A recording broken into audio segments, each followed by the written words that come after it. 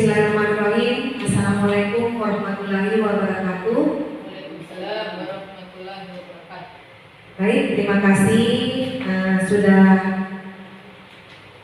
hadir di sini. Perkenalkan, nama saya Martiniati. Saya calon guru penggerak angkatan 9 dari Kabupaten Donggala, Provinsi Sulawesi Tengah. Di sini saya akan memberikan sedikit materi tentang penerapan, pengalaman, dan pemahaman budaya positif. Nanti akan kita laksanakan di sekolah. Baik, budaya positif yaitu disiplin positif dan nilai-nilai kebajikan universal.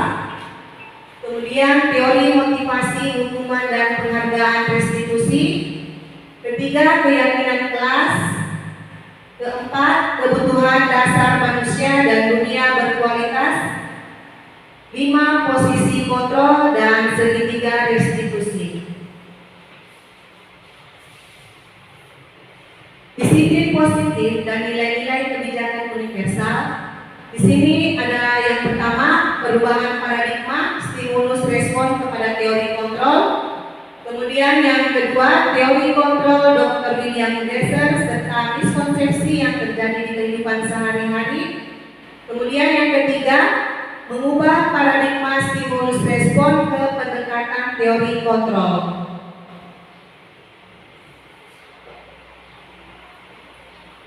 Pembelajaran dengan paradigma baru. Pembelajaran dengan paradigma baru merupakan pembelajaran yang dirancang berdasarkan prinsip pembelajaran berdiferensiasi sehingga para peserta didik belajar sesuai kebutuhannya berdasarkan tahap perkembangan sesuai profil pelajar Pancasila. Jadi di sini di paradigma baru ini anak-anak sudah dipusatkan kepada mereka, bukan lagi terhadap guru, bukan lagi pembelajaran yang berpusat kepada guru, melainkan sudah berpusat kepada peserta didik. Kemudian miskonsepsi tentang makna kontrol. Di sini ada 4, yaitu ilusi kontrol guru,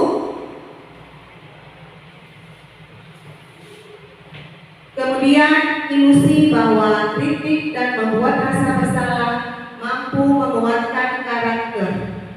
Kemudian yang ketiga, ilusi bahwa semua penguatan positif efektif dan bermakna.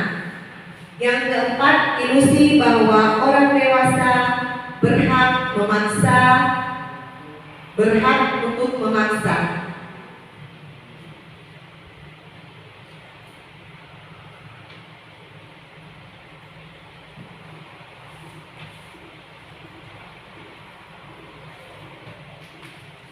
Kemudian mengubah paradigma stimulus respon ke pendekatan teori kontrol. Di sini ada 2, yaitu stimulus respon dengan teori kontrol.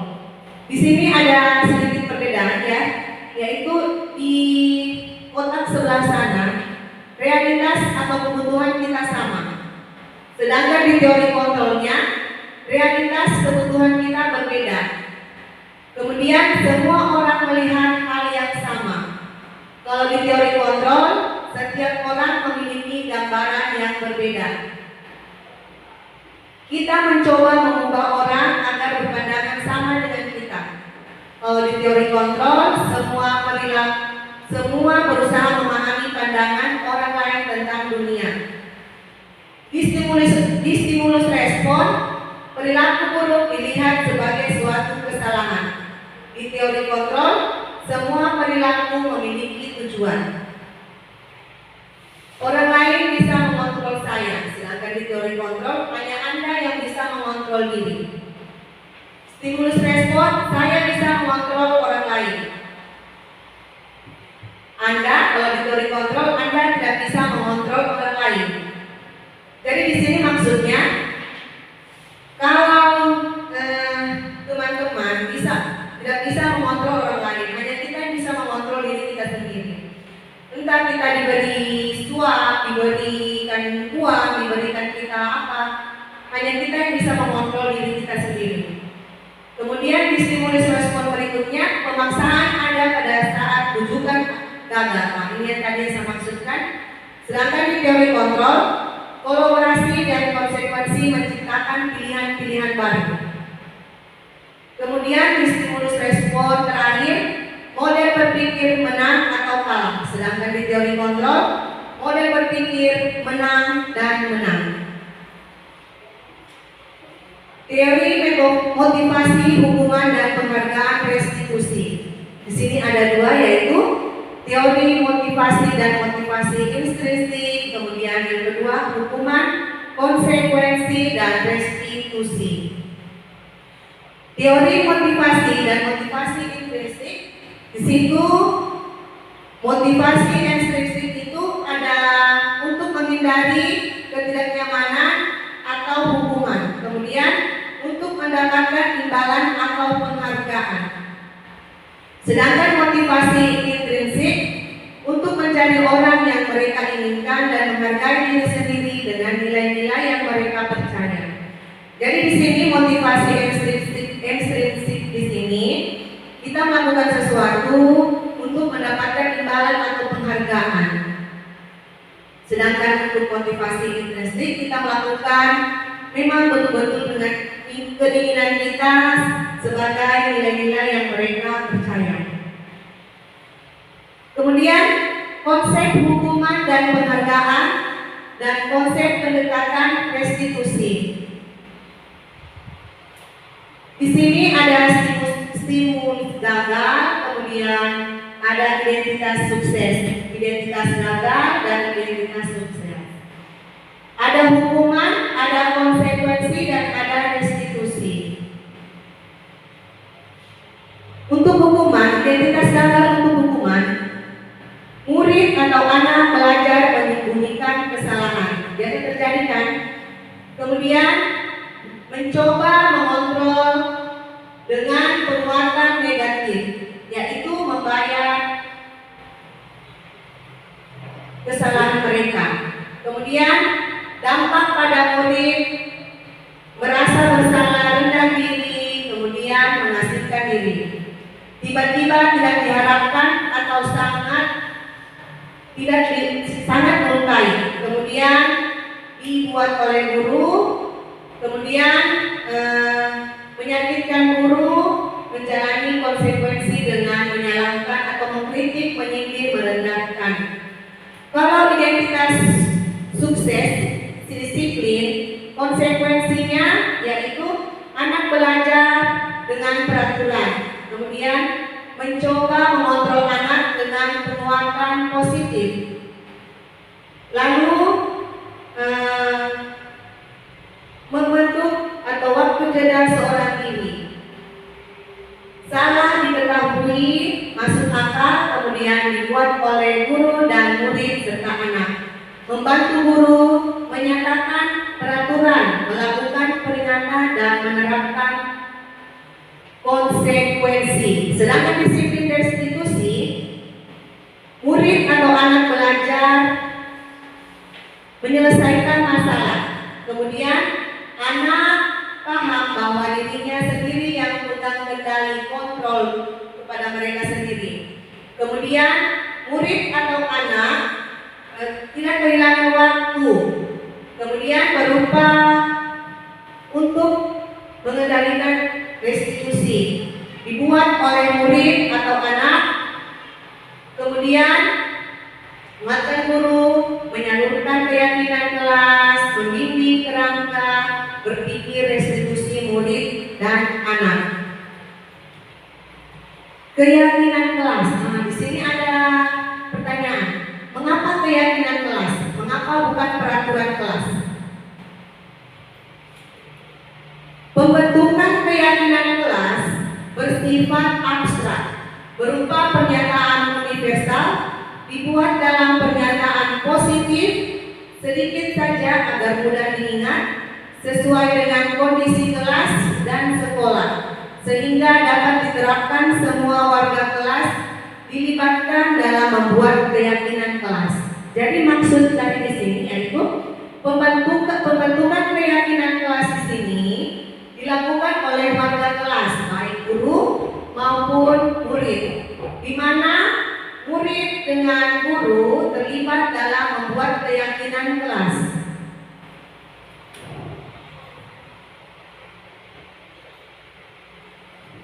Kebutuhan dasar manusia.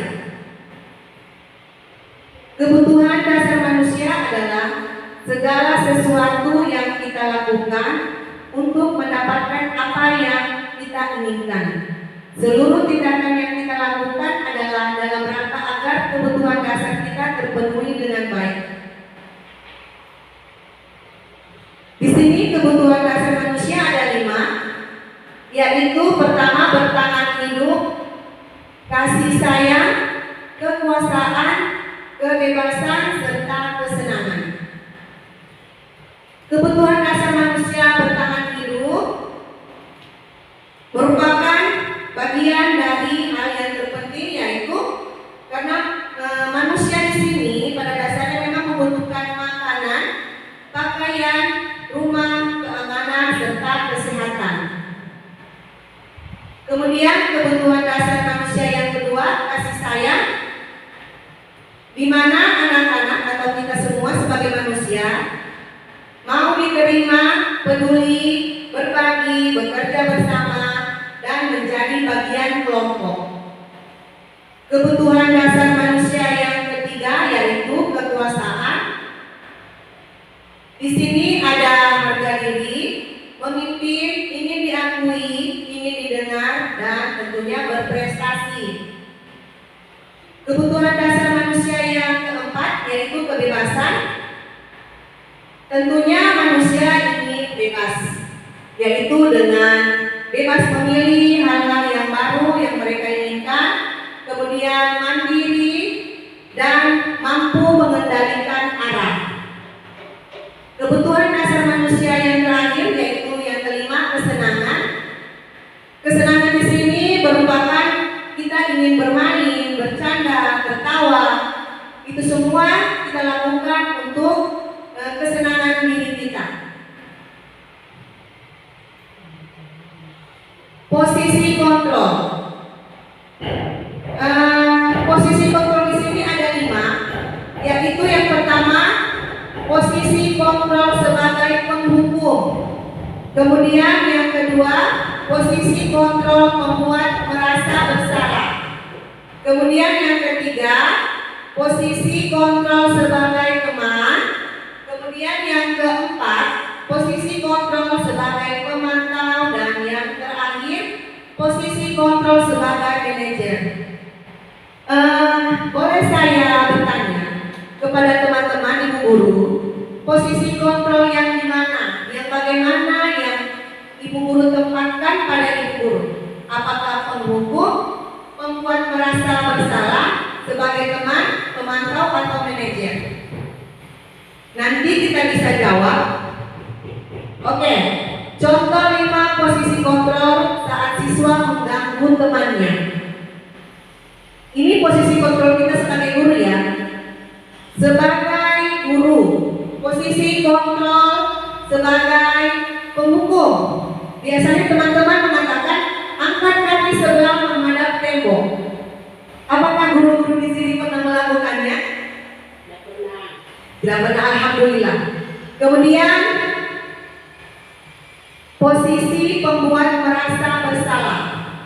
Di sini apa kamu tidak sayang ibu guru karena selalu berkelahi? Di sini kita seakan-akan ibu guru membuat anak-anak merasa bersalah dengan apa yang kita katakan. Pernyataan yang kita keluarkan kadang-kadang membuat anak-anak itu merasa bersalah. Kemudian posisi kontrol yang ketiga yaitu teman. Di sini teman, nah ini yang sering kadang-kadang ibu guru selalu mengatakan kepada teman, pada murid-muridnya, tolong bantu ibu ya, ikuti aturan kelas. Untuk kali ini tidak apa-apa, tapi lain kali jangan sampai terulang. Posisi kontrol sebagai teman ini biasanya guru-guru melakukannya terhadap murid. Kemudian posisi kontrol yang keempat yaitu sebagai pemantau. Kamu sudah melanggar aturan sekolah karena selalu berkelahi sudah tahu konsekuensinya, sekarang pergi minta maaf. Nah, posisi kontrol yang keempat ini atau pemantau ini, di sini guru yang selalu melihat peraturan-peraturan sekolah. Jadi mereka selalu memberikan konsekuensi dari apa yang anak-anak langgar. Kemudian posisi manajer. Posisi manajer ini, apa kamu tahu kesalahanmu? Bagaimana kamu memperbaiki kesalahanmu? Jadi posisi manajer ini adalah posisi yang akan atau nanti akan kita terapkan di sekolah. Karena posisi manajer ini kita selalu menyelesaikan masalah tanpa menghukum, tanpa memberi saran, tapi kita selalu memposisikan diri kita sebagai manajer, di mana kita selalu mengatakan kepada murid untuk menyelesaikan masalah, mencari solusi secara bersama-sama untuk memperbaiki kesalahan mereka. Nah, di sini ada pertanyaan, posisi kontrol apa saya? Baik, ibu-ibu, kita di sini ada pertanyaan-pertanyaan. Ibu berada di posisi kontrol apa? Di sini ada pertanyaan, ibu kecewa sekali sama kamu. Posisi kontrol apa ini, ibu? Ibu kecewa sekali sama kamu. Perasaan merasa? Ya, perasaan merasa bersalah. Kemudian di sini pertanyaan kedua, apa yang harus kamu lakukan untuk menyelesaikan masalah ini? Oke, good. Manajer, posisi manajer. Jadi di sini posisi manajer itu seperti ini, di mana kita mencari solusi untuk menyelesaikan masalah. Kemudian pertanyaan ketiga, ayolah lakukan untuk ibu guru ya. Posisi kontrol apa?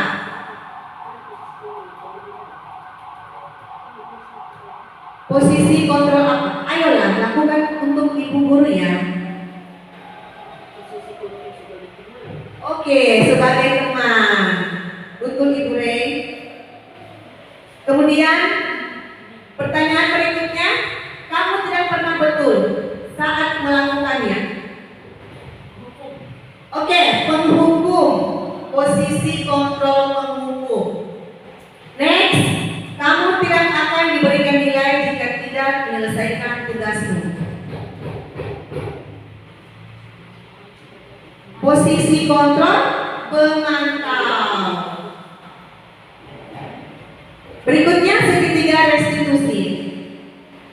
Segitiga restitusi ini adalah suatu proses dialog yang dijalankan oleh guru agar dapat menghasilkan murid yang mandiri dan bertanggung jawab.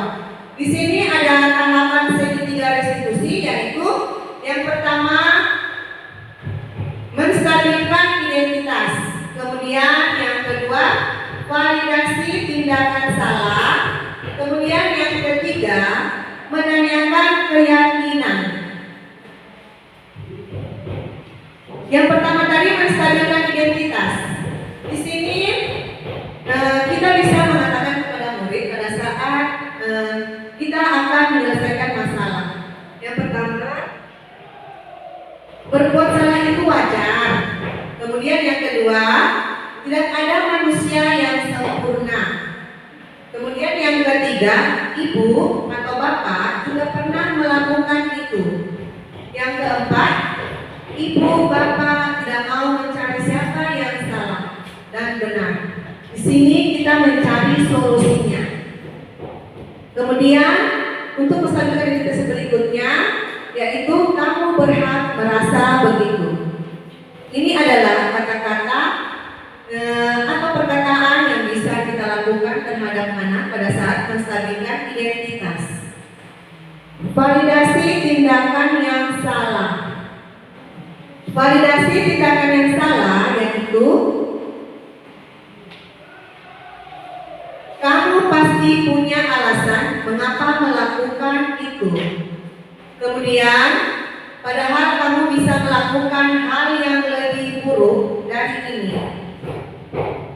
Lalu, kamu melakukan karena mempertahankan sesuatu yang penting bagimu. Jadi, validasi tindakan yang salah ini Tidak seharusnya kita mengatakan yang menghukum mereka, yang mereka membuat merasa bersalah.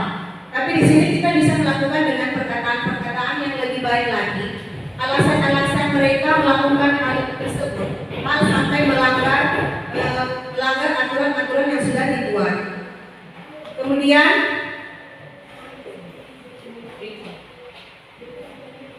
menanyakan keyakinan. Di sini menanyakan keyakinan yaitu apa keyakinan kelas kita? Nilai-nilai apa yang telah kita sepakati bersama? Kamu ingin menjadi orang seperti apa?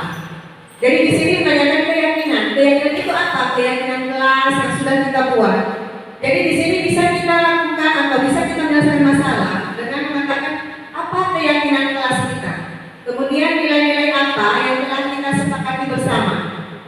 Kamu ingin menjadi orang seperti apa?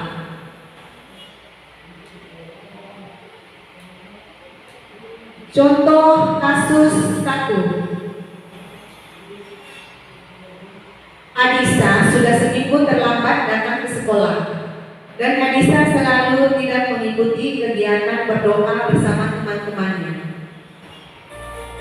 Perhatikan ya.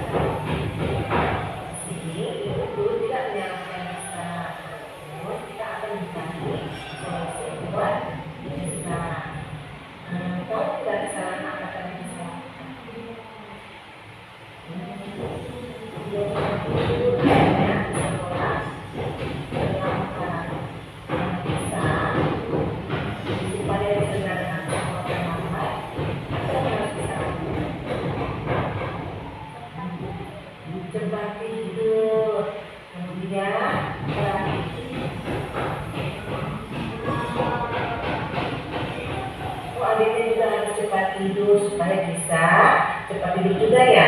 Siapa tadi yang antar bisa ke sekolah? Mama. Memang tadi mama sudah kasih tahu kamu bisa sudah terlambat ke sekolah. Ya. Kesepakatan kelas apa yang bisa langgar tidak tepat waktu ya. Jadi supaya bisa tidak terlambat ke sekolah lagi bisa harus apa? Oke, di sini tadi salah satu contoh kasus di mana Adisa terlambat, sudah seminggu terlambat.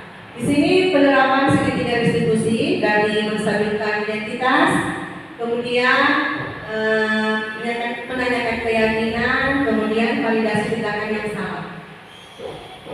Contoh kasus yang kedua yaitu Azrina dan Anin tidak terima bila Adisa mengejek mereka.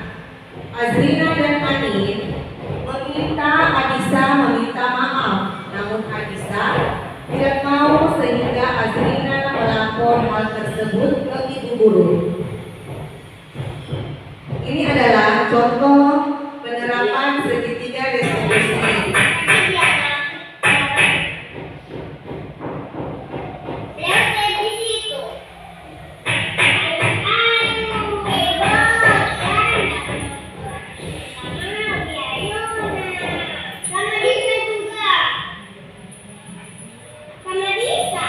Kenapa?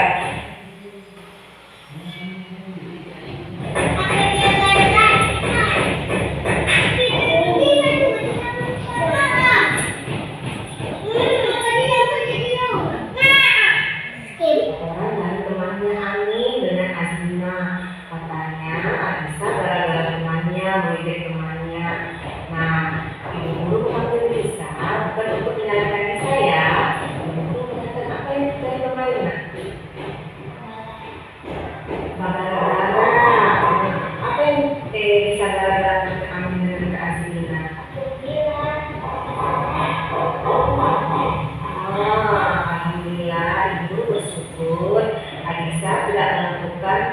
libur pelajaran itu ya, kesepakatan kelas apa yang Anissa langgar kemarin? Tidak menghargai, tidak menghargai teman. Kemudian untuk Anissa supaya temannya mau lagi berteman dengan Anissa, apa yang harus Anissa lakukan? Tidak mau Anissa? Ya, kelas sudah mau karena mereka sudah tidak mau berteman dengan Anissa. Temannya nanti apa yang harus Anissa lakukan? Meminta maaf. Temannya tidak menghargai Lisa atau Lisa tak menghargai temannya? Oh, berarti Ani dengan siapa Azrina tidak menghargai, duluan tidak menghargai Lisa. Jadi Lisa juga tidak menghargai mereka. Di sini ibu ternyata Lisa ya. Nanti kalau bertemu mereka, Lisa mengatakan apa?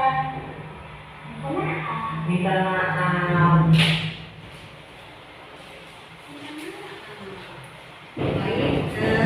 Di sini sudah bisa kita lihat penerapan segitiga restitusi yang dilakukan oleh ibu guru, di mana setiap masalah, setiap menyelesaikan masalah bisa melakukan dengan segitiga restitusi. Di mana segitiga restitusi ini diawali dengan identitas, menstabilkan identitas. Kemudian yang kedua dengan melakukan tindakan validasi tindakan yang salah. Kemudian yang ketiga dengan keyakinan, menanyakan keyakinan kelas.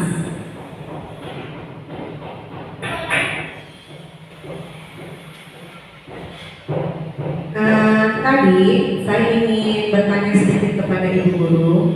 Pada saat tadi kasus pertama menstabilkan identitas, apakah tadi sudah melakukan yaitu berbuat salah itu wajar, tidak ada manusia yang sempurna.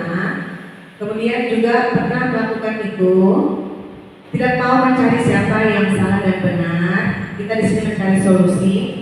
Kamu berhak merasa begitu. Apakah tadi ibu guru semua sudah melihat di kasus pertama maupun kasus kedua tentang menstabilkan identitas tadi? Apakah tadi sudah melihat di kasus tersebut?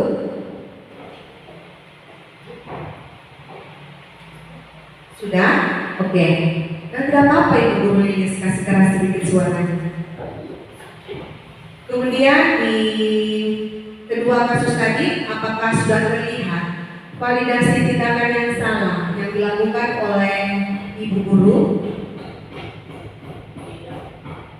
Di sini tadi di kasus kedua kasus tersebut, di sini tadi sudah melakukan validasi tindakan yang salah, di mana kamu pasti punya alasan mengapa melakukan itu. Kemudian yang kedua, padahal kamu bisa melakukan hal yang lebih buruk dari ini. Yang ketiga, kamu melakukan karena mempertahankan sesuatu yang penting bagimu.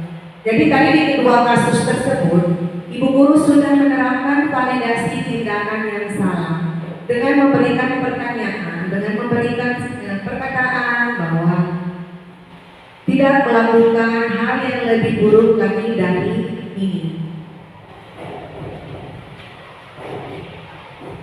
Kemudian yang ketiga yaitu menanyakan keyakinan. Jadi tadi di kedua kasus tersebut ada menanyakan keyakinan terakhirnya. Keyakinan apa yang sudah dilanggar oleh Anissa? Tadi sudah ibu guru sudah mengatakan kepada anak muridnya bahwa keyakinan kelas apa yang sudah dilanggar. Kemudian nilai-nilai apa yang sudah disepakati bersama yang sudah dilanggar oleh Anissa. Dan tadi Anissa sudah mengatakan bahwa ada keyakinan tidak menghargai temannya, kemudian disiplin tidak tepat waktu. Kemudian kamu ingin menjadi orang seperti apa? Nah, dari sini nanti kita bisa melihat dari kasus-kasus ini. Semoga nanti ibu guru bisa melihat melihat atau menerapkan di kelasnya maupun di sekolah dengan kesepakatan kelas, dengan kegiatan-kegiatan ini, dengan menyelesaikan masalah dari contoh-contoh kasus yang sudah saya perlihatkan tadi, di mana kita bisa menyelesaikan kasus-kasus tersebut dengan menerapkan segitiga restitusi, di mana restitusi ketiga kemudian yang pertama tadi menstabilkan identitas, kemudian yang kedua validasi tindakan yang salah, kemudian yang ketiga menanyakan keyakinan. Baik, di sini sudah penutup. Dalam penerapan disiplin positif, hendaknya guru memiliki kepribadian yang baik, di mana guru mampu merefleksi diri dalam posisi kontrol manajer agar dapat menuntun murid menjadi lebih mandiri dan bertanggung jawab. Jadi di sini saya harap teman-teman bisa melakukan atau menerapkan posisi kontrolnya berada di posisi kontrol manajer. Semoga kita sebagai guru bisa menerapkan disiplin positif dengan memiliki kepribadian yang lebih baik lagi, dengan nilai-nilai kebajikan, bisa menuntun murid menjadi lebih mandiri dan bertanggung jawab.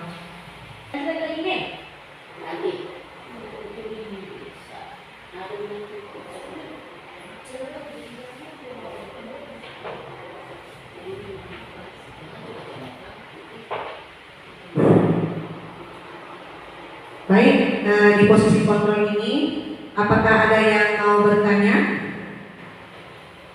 Baik, silakan. Saya mau tanya Bu, apa yang dimaksud dengan posisi kontrol manajer? Baik, terima kasih atas pertanyaannya.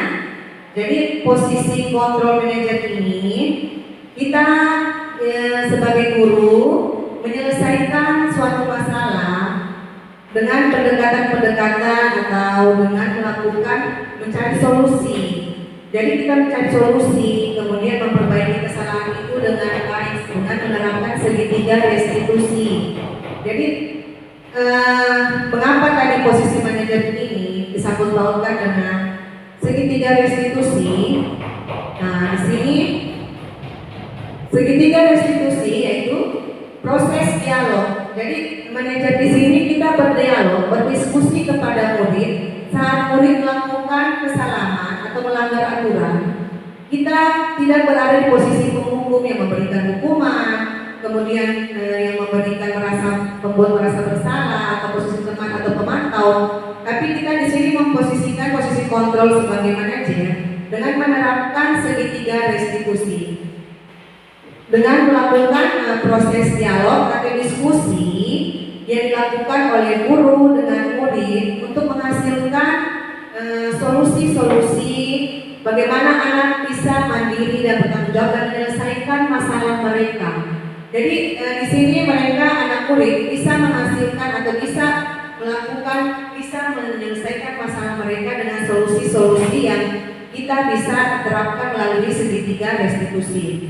Tadi segitiga restitusi itu apa semua? Yaitu validasi tindakan salah, menstabilkan identitas, kemudian menanyakan keyakinan. Itu tadi adalah tahapan. Jadi tiga ini tahapan segitiga restitusi. Tahapan segitiga restitusi. Menstabilkan identitas, kemudian validasi tindakan yang salah, menanyakan keyakinan. Dengan contoh-contoh tadi, dengan contoh kasus tadi yang sudah saya perlihatkan, dua contoh kasus yang saya perlihatkan, tentunya di sini Ibu Guru sudah bisa melihat bagaimana caranya tadi dalam menerapkan segitiga restitusi dengan ada dua kasus, di mana Ibu Guru bisa menerapkan segitiga restitusi dengan menstabilkan identitas, kemudian dengan menanyakan keyakinan kelas serta validasi tindakan yang salah. Kita di situ bisa menyelesaikan dan mencari solusi bersama murid. Terkait dari itu, apakah tadi sudah paham dengan pertanyaan saya? Jawaban saya, Bu? Sudah. Apakah ada lagi yang ingin ditanyakan?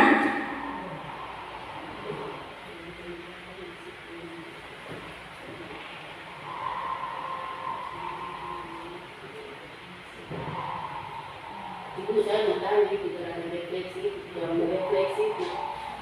Merefleksi. Refleksi. Guru mampu merefleksi diri dalam posisi kontrol manajer. Jadi di sini begini Bu, refleksi itu sama dengan kita reflektif atau sama dengan mengevaluasi. Jadi kita kembali lagi ke kemarin atau kita merefleksi kembali tindakan-tindakan apa yang sudah kita lakukan. Kita bisa merefleksi. Refleksi itu kita bisa apa ya yang kemarin saya lakukan. Oh, saat hari ini kita merefleksi. Oh, saya tidak boleh lagi melakukan seperti kemarin. Saya harus lebih memperbaiki lagi, lebih melakukan lagi hal-hal yang lebih baik lagi dari kemarin. Itu namanya merefleksi. Jadi merefleksi diri itu dalam posisi kontrol manajer. Kalau kemarin contoh ya Ibu, kemarin saya itu berada di posisi kontrol sebagai teman dengan pembuat rasa bersalah. Saya di situ saya menerapkan supaya anak-anak itu terbentuk karakter mereka, yaitu kasih sayang mereka. Namun pola pikir saya, mindset saya itu berubah setelah saya melihat dan mengikuti ini, memahami ini bahwa kita sebenarnya itu lebih baik berada di posisi kontrol manajer. Kita bisa menyelesaikan masalah, mencari solusi bersama murid bila mereka melanggar. Jadi kita bukan sebagai penghukum atau pemantau dengan memberikan konsekuensi, kemudian kita juga tidak berada di pembuat merasa bersalah atau di posisi kontrol sebagai teman. Jadi lebih baiknya kita berada di posisi kontrol manajer. Baik, masih ada pertanyaan terkait dengan ini? Budaya positif. Nah, tadi ini. Sekarang saya bertanya kepada Ibu Rani. Sebelumnya, Ibu Re ini berada di posisi kontrol apa terhadap murid? Teman. Sebagai teman, ya. Baik, saya juga kemarin sebagai teman. Jadi sebagai teman ini kita bisa, kalau lalu saya selalu mengatakan, bantu ibu ya, tolong ibu ya, jangan berbuat nakal ya. Jadi kita selalu mengatakan itu kepada murid-murid.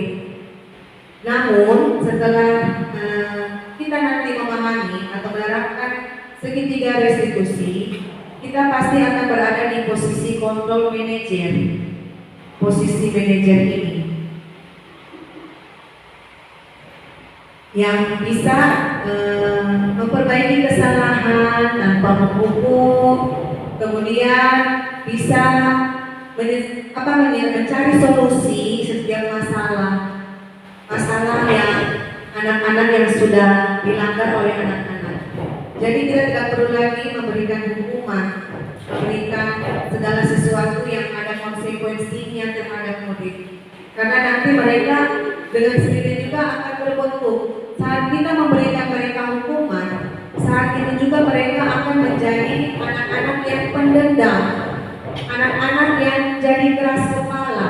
Akhirnya nanti mereka bukannya menjadi lebih baik, namun mereka akan selalu mencari sesuatu atau melanggar aturan. Jadi mereka itu akan selalu dendam. Tadi saya kasih begini sama ibu guru, besok saya melakukan lagi. Karena mereka selalu sudah dendam, mereka juga sudah tersakiti, fisik mereka tersakiti, mental mereka juga sudah tersakiti karena perlakuan yang kita lakukan.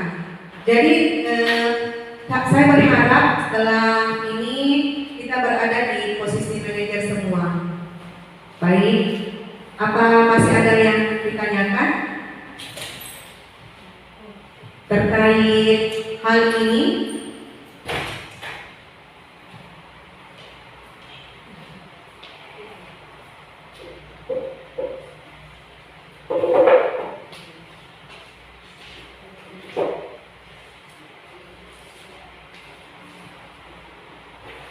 Seperti tadi, kebutuhan dasar manusia. Apakah ada pertanyaan di sini? Jadi ibu guru ini kita ini sebagai manusia itu sebenarnya banyak sekali kebutuhannya kita. Kebutuhan yang kita itu banyak sekali. Apa di sini ada yang ingin ditanyakan?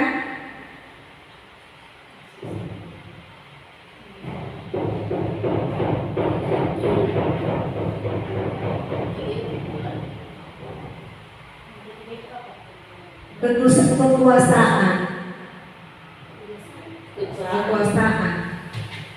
Jadi kebutuhan dasar manusia itu ada 5: bertahan hidup, kasih sayang, kekuasaan, kebebasan, kesenangan.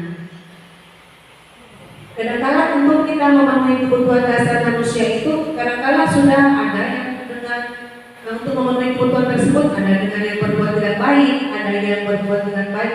Jadi bagaimana kita ini bisa sampai memenuhi kebutuhan dasar kita dengan melakukan hal-hal yang positif, tidak dengan melakukan negatif-negatif. Baik, ada yang ingin ditanyakan lagi?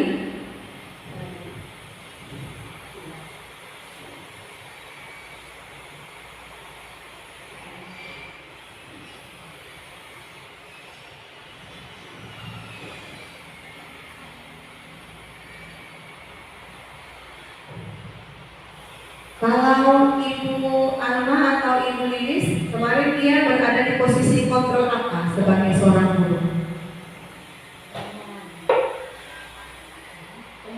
Teman, oh ya. Rata-rata kita ini guru TK memang selalu berada di posisi temannya. Karena tidak mungkin kita akan memberikan hukuman kepada murid.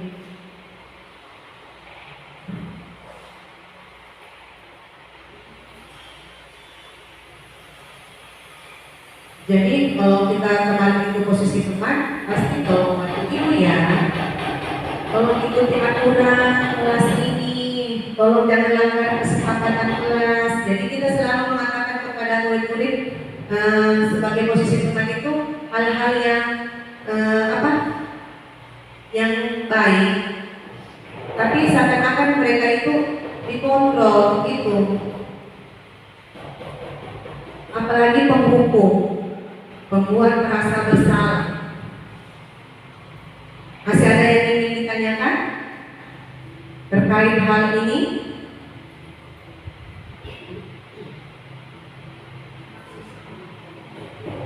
Di sini sudah kita bisa lihat contoh-contohnya tadi dan teman-teman tadi sudah menjawab.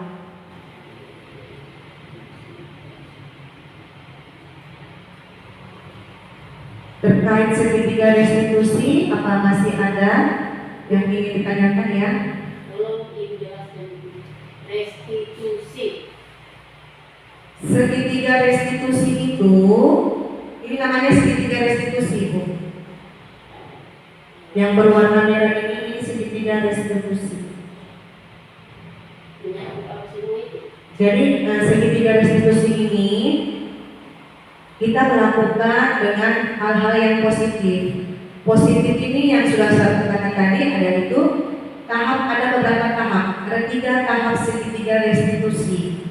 Jadi restitusi ini proses dialog atau diskusi yang guru maupun murid lakukan pada saat murid melakukan atau melanggar aturan kesepakatan yang sudah dilanggar oleh murid. Jadi kita memanggil murid tersebut berdua untuk menyelesaikan masalah, mencari solusi. Terus tahapan dengan melakukan segitiga restitusi seperti ini, yaitu menstabilkan identitas, validasi tindakan salah, kemudian menanyakan keyakinan. Jadi menstabilkan identitas ini, seumpamanya seperti begini, Bu. Kita ada murid di sini. Kenapa tadi melakukan hal yang begitu? Apa yang tadi sudah terjadi? Alasan apa? Kenapa sampai Ananda Adisa, Ananda Adisa, alasan apa Ananda Adisa melakukan hal tersebut? Jadi itu yang namanya menstabilkan identitas. Wajar kalau Adisa melanggar aturan, lalu juga ibu guru melanggar aturan, begitu. Kemudian ini menstabilkan identitas. Berbuat salah itu wajar. Jadi kita sampaikan kepada murid-murid seperti perkataan yang baik yang bisa mereka pahami. Kemudian tidak ada manusia yang sempurna. Bapak Ibu juga pernah melakukan itu. Jadi pada saat kita melakukan segitiga restitusi, kita harus tahap menstabilkan identitas dulu yang kita lakukan. Kemudian validasi tindakan salah. Kita bertanya, apakah Adisa tahu kesalahan apa yang sudah Adisa lakukan? Jadi kita melakukan pertanyaan seperti itu. Setelah dia menjawab dan dia memberikan alasan yang tepat, kemudian kita bisa menanyakan keyakinannya. Kita bisa mengatakan keyakinan kelas apa yang sudah Adisa langgar. Kemudian nilai-nilai apa yang sudah kita sepakati bersama yang sudah Adisa langgar. Bisa juga kita nanti mengatakan, Adisa, kamu ingin menjadi orang seperti apa? Baik, apakah tadi sudah jelas, Ibu? Terima kasih. Ada lagi yang ingin bertanya terkait segitiga restitusi atau yang lainnya? Baik, terima kasih kepada kepala sekolah, kepada pengelola, kemudian kepada rekan-rekan sejawat. Semoga apa yang saya sampaikan bermanfaat. Saya ucapkan terima kasih. Assalamualaikum warahmatullahi wabarakatuh.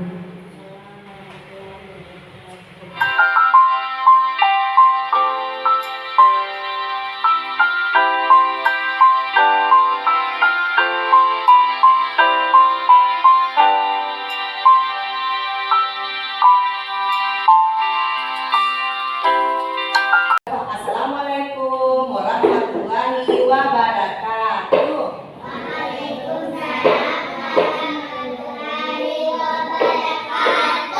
Bagaimana kabarnya? Alhamdulillah baik. Hari ini kita akan membuat kesepakatan kelas atau keyakinan kelas supaya tidak dilanggar. Siapa yang sering terlambat? Adisa sering terlambat. Jadi kita harus buat kesepakatan. Siapa yang sering ganggu temannya? Sering usil-usil temannya? Siapa yang sering kasih menangis temannya? Usil.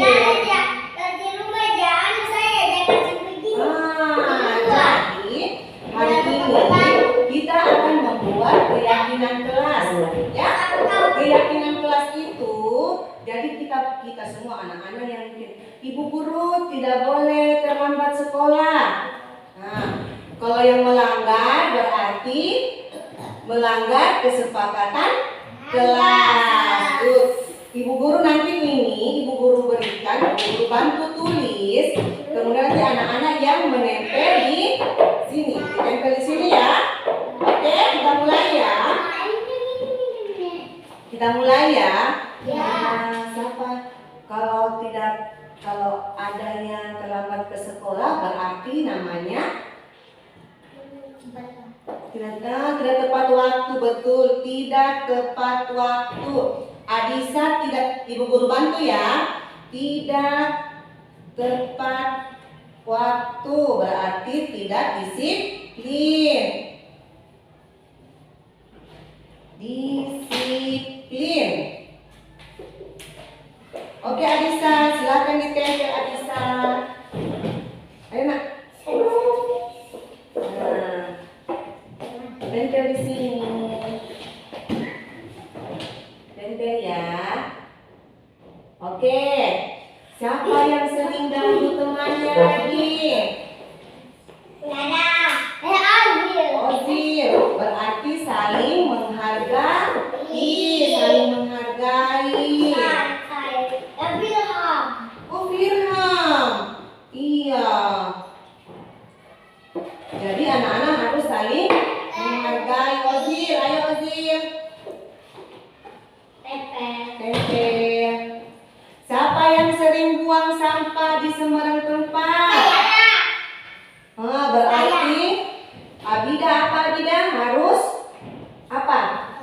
menjaga kebersihan kelas. Menjaga kebersihan sebagian dari iman. Betul ada. Nah, tempel Abidah. Kemudian harus apa lagi? Kalau habis bermain, permainannya disimpan kembali ya. Permainannya disimpan ke tempatnya.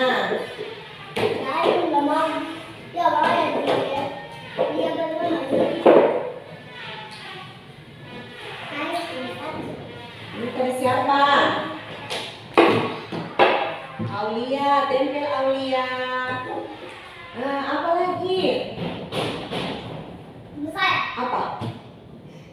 Kemudian kalau ada orang tua sementara berbicara, terus kita mau lewat harus bilang apa? Abe. Kita harus mengucapkan abe atau permisi. Betul Sisi. Permisi, Sisi. Kemudian kalau ada orang tua lagi berbicara, kemudian lagi lagi bercakap-cakap, berkomunikasi, anak-anak tidak bisa menyela ya, jangan menyela ya. Nah, kita harus saling menghormati orang yang lebih besar, lebih dewasa, saling membantu. Ya, saling membantu. Saling menghormati, saling membantu. Marga. Ini Marga. Nah, kemudian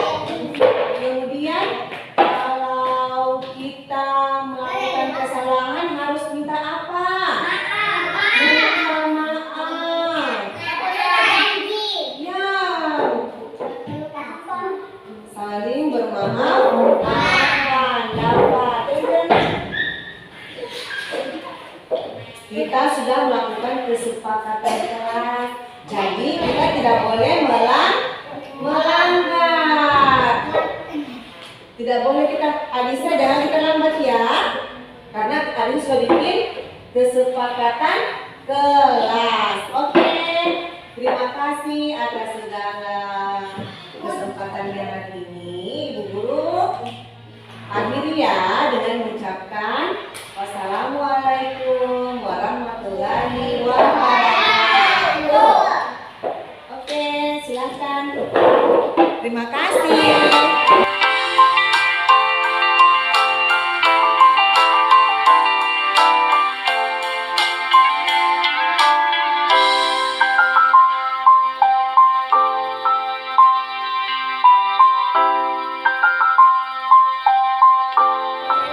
Perkenalkan, nama saya Sisi.